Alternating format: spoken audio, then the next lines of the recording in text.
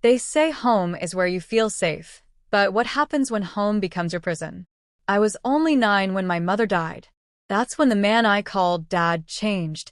His smile turned darker, his love turned into something I couldn't understand. For 6 years, I carried a secret that haunted my every breath. But I didn't stay broken forever. Today, I stand before you, not as a victim but as a survivor. This is the story of how I took back my power, found my voice, and brought justice to the man who stole my childhood. Before I continue, please give this a thumbs up if you find it interesting, and also subscribe to my channel to see more interesting stories. The sky over Dallas was gray the morning we buried my mother. I was only 9, standing beside a coffin too big for my heart to understand. People kept saying, "Be strong, Amelia." But I didn't even know what strong meant anymore. My father, Richard Carter, everyone's favorite Sunday school teacher, held me close. His grip felt tight, almost desperate. "You look exactly like your mother," he whispered that day, his breath trembling. I thought it was love. I thought it was grief. But after the funeral, the house changed. The laughter, the smell of Mom's vanilla candles gone. My father started locking the doors, closing curtains, and watching me too closely. He'd tell me he didn't want anyone taking what's his. At first, I thought he meant he was protecting me, but then his moods grew darker. The house that once felt safe became a silent prison. Each night, I lay awake staring at the ceiling, praying my mother would walk through the door and take me away. I didn't understand then, but that was the night my childhood ended, and my silence began. It started with small things, too small to even understand.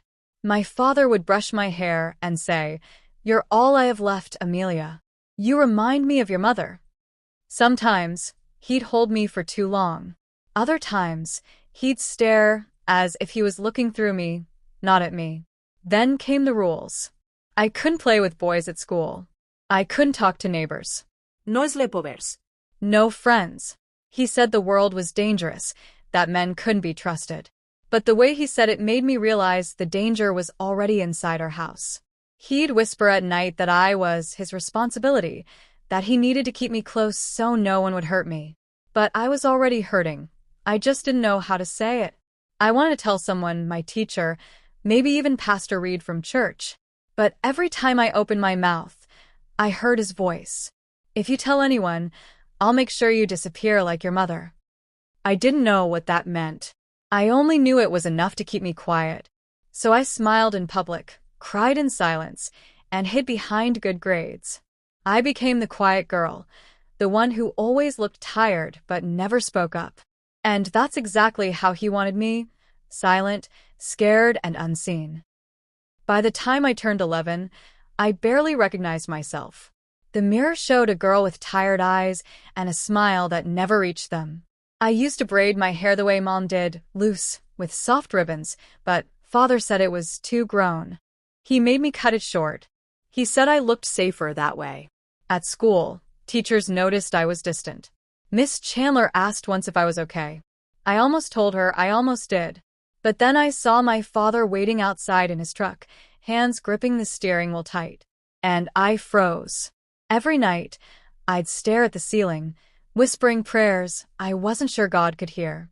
I felt trapped between loving the memory of my father and hating the man he had become.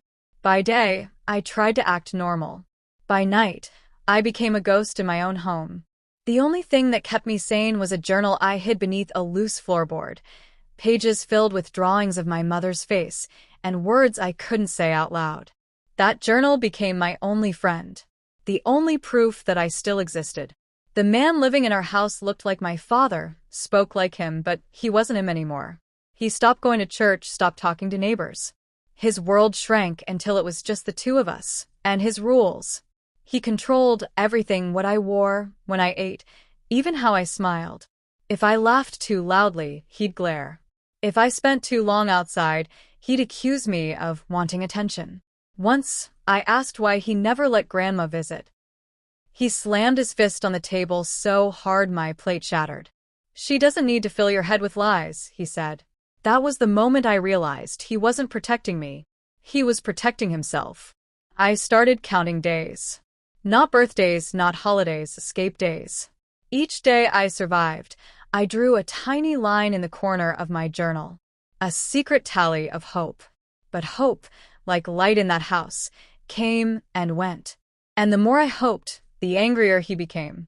One night, I heard him crying in his room, calling out my mother's name. But when he came to my door, he wasn't crying anymore. He was the stranger I feared most. By 13, I stopped believing in miracles.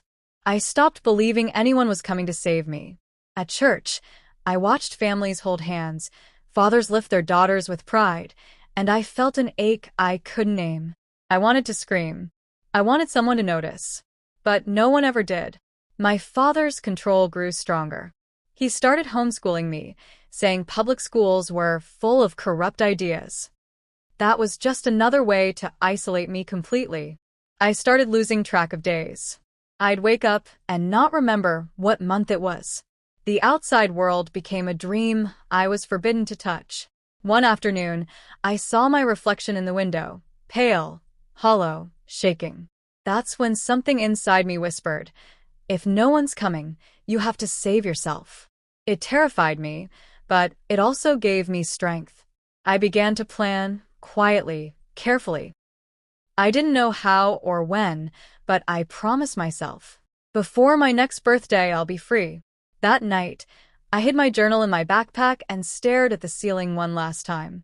For the first time in years, I wasn't praying for God to save me. I was praying for the courage to save myself. Every secret begins with a spark. Mine began with a stolen newspaper. Father had fallen asleep on the couch one afternoon, the TV humming. I saw a story about a missing girl who'd escaped an abusive home and found shelter in Houston. She looked free. That night, I tore the article out and hid it inside my journal. For the first time, I saw a path, blurry, distant, but real. I started saving coins I found under couch cushions, leftover grocery change, even nickels from the church collection tray, when Father sent me alone. Each coin was a fragment of hope. I memorized bus routes, watched the mailman's schedule, and timed how long Father slept after drinking. Weeks turned into months, but the plan grew clearer. I wasn't just surviving anymore. I was preparing.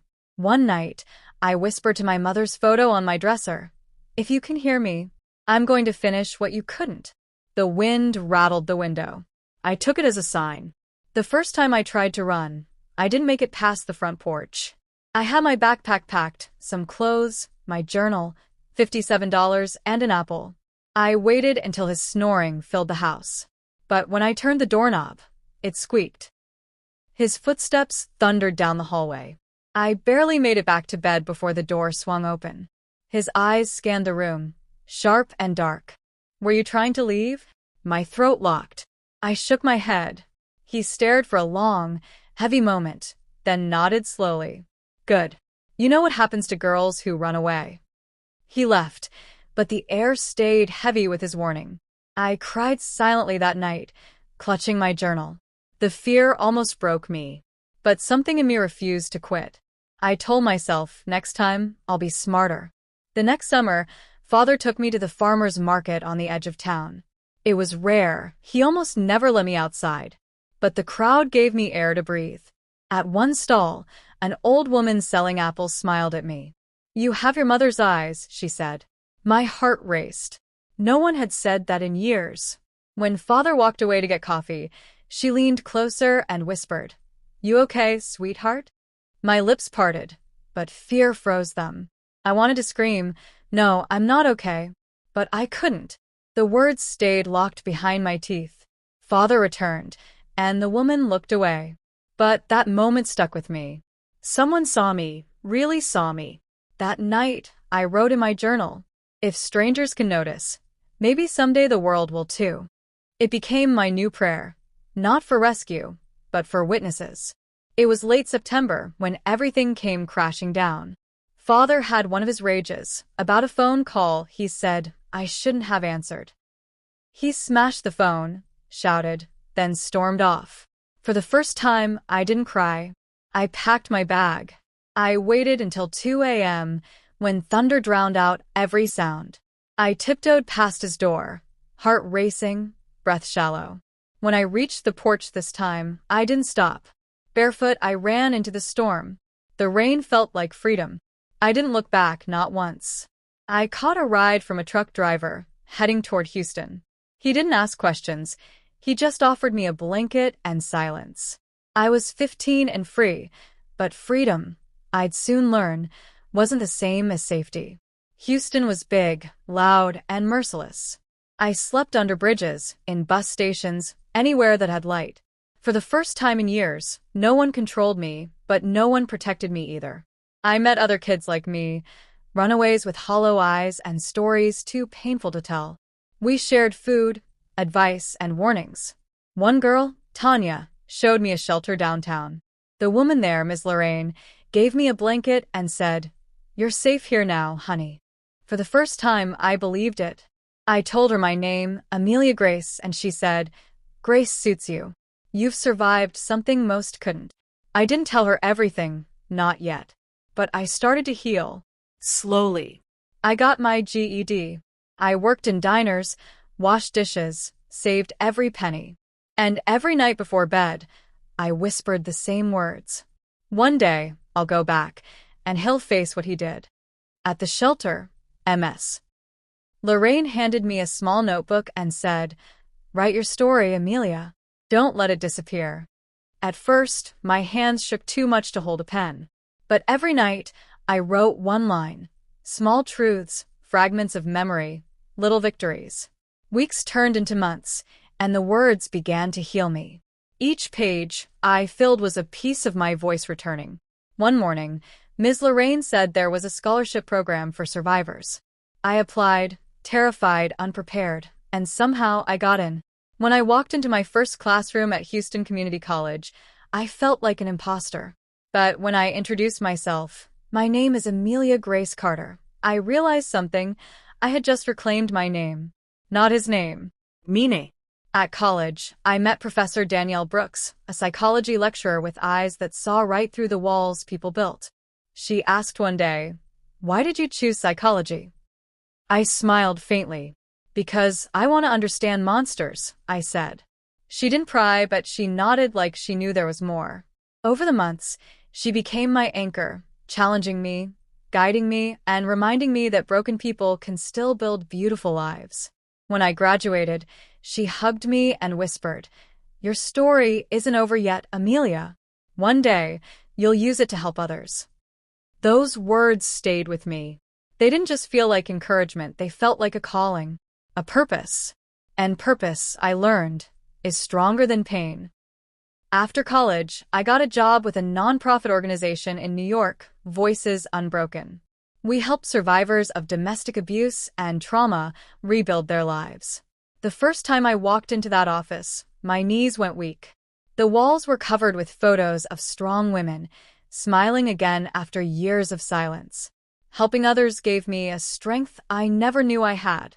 Each story I heard mirrored mine, and each success reminded me of what I'd survived. But some nights, after the meetings ended, I'd stare at the city lights and whisper to myself, "He's still out there, living free." The thought burned, but it didn't break me. It fueled me. Justice wasn't revenge anymore, it was balance. It was peace. And I was ready to chase it. One weekend, I finally typed his name into a search bar. Richard Carter, Dallas, Texas. My hands trembled as the results appeared. He was still there, still respected, still teaching at church, still smiling in photos. The same man the world thought was honorable. I stared at his face, older now, but unchanged in that same cold arrogance. My heart raced, but not from fear this time. It was something sharper, righteous anger. That night, I printed every article, every address, every photo. I put them in a folder marked Truth. It wasn't about destroying him. It was about exposing him. He took my childhood. Now, I'd take away his mask. 10 years had passed since I ran into that storm. Now I was 25, strong, educated, and unafraid. When my plane landed back in Dallas, my heart pounded against my ribs. The city hadn't changed, but I had. I rented a car, drove past the old neighborhood, and saw the house where it all began. The windows were different, but the pain was the same. I parked across the street and watched as my father, older, slower, walked to his mailbox. He didn't recognize the woman behind the wheel. But I remembered everything. That night, in my hotel room, I opened my folder marked Truth and whispered to the mirror. Tomorrow, he meets the woman he created and the justice he can't escape. The next morning, I parked in front of that same house. My hands shook on the steering wheel as I dialed the number for the county sheriff's office. "My name is Amelia Grace Carter," I said. "I need to report a long-term crime." "The man's name is Richard Carter." When I hung up, I walked to his porch and knocked. He opened the door, confusion flickering across his face. Then disbelief. "Amelia," he whispered. "You came back?" I looked him dead in the eyes. "Yes. And this time, I'm not a child." He tried to smile, tried to use the same charm that fooled the world. But behind me, 2 officers stepped forward. For the first time, he froze. As they read him his rights, the world felt still. Not joyful, not triumphant, just quiet. Justice had begun to move. At the Dallas County Precinct, I gave my statement for hours. Every word felt like reopening an old wound, but I kept going. Detective Harris, a kind-eyed woman in her 40s, said softly, "You're incredibly brave, Amelia. We'll gather everything we need." They collected evidence, interviewed teachers, neighbors, even members of the church. Each person seemed shocked. Richard? No, he'd never. But truth has a way of shattering illusions. My old journal, still tucked away in my backpack all those years, became the anchor of the case. When I left the station, I sat in my car, trembling. For the first time, my silence had turned into testimony. It wasn't revenge. It was reclamation. News travels fast in small towns. Within days, my story hit local headlines. Beloved church deacon accused by daughter. Some believed me. Others didn't. I got messages saying I was making it up for attention. But then survivors from all over Texas began reaching out, whispering, "Me too." The town split in two, those who clung to a saintly image and those who began to see the cracks. At night, I'd cry, not from weakness, but from exhaustion. Fighting for truth felt heavier than I imagined. But Ms. Lorraine called me and said, "Remember, justice isn't always loud. Sometimes it's the quiet courage to keep showing up." So, I kept showing up. The day of the hearing, the courtroom was packed. Reporters lined the hallways. The air buzzed with whispers. When I took the stand, I felt my knees shaking. The defense tried to twist my words, to paint me as confused, bitter, unstable. But then, the prosecutor held up my journal, the same one that kept me alive. "This," she said, "isn't fiction. This is the voice of a child who never stopped trying to survive." I looked at my father. He wouldn't meet my eyes. His once confident hands trembled. For years, he stole my truth.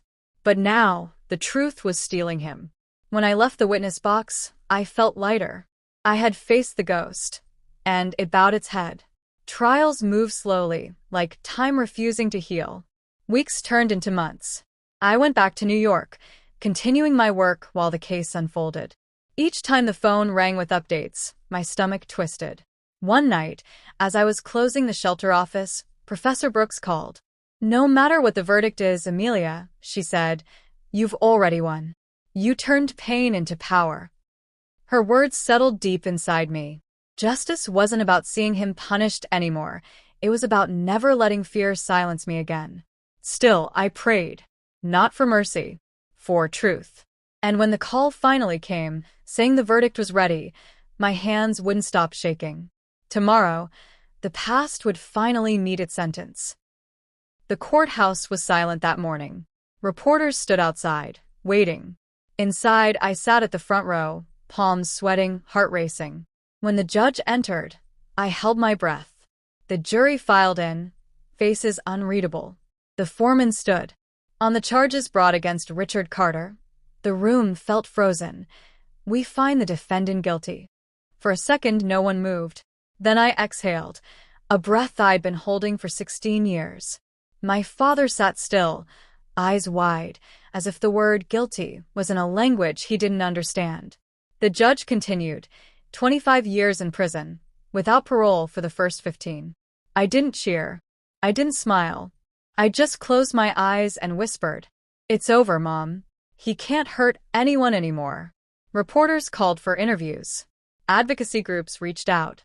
But I wasn't ready to speak publicly, not yet. I went back to my hotel, sat on the floor, and cried for hours. Not out of sadness, but relief. I had spent years carrying his shadow. Now, that shadow had a face in chains. 2 days later, I visited the shelter where I once stayed. Ms. Lorraine hugged me tight, tears glistening in her eyes. "I knew you'd come back stronger," she said. I smiled weakly. I didn't come back for revenge. I came back to make sure no other child ever feels as alone as I did. That day, I realized justice isn't about punishment, it's about protection. Months later, I agreed to an interview with a national news outlet. The journalist asked, "Amelia, why share your story now?" I looked into the camera and said, "Because silence protects the abuser, not the victim.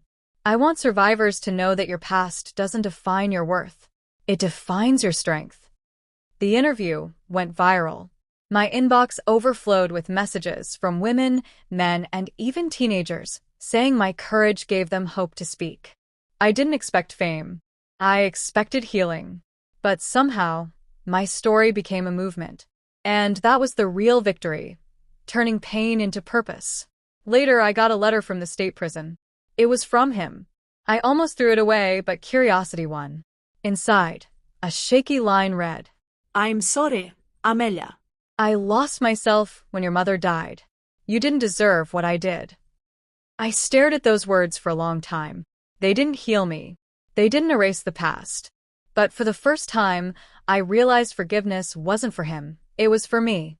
I wrote back only one line. "I forgive you, but I'll never forget." Then I tore his letter in half and watched it fall into the trash. That was my closure, my peace. It's been 5 years since the verdict.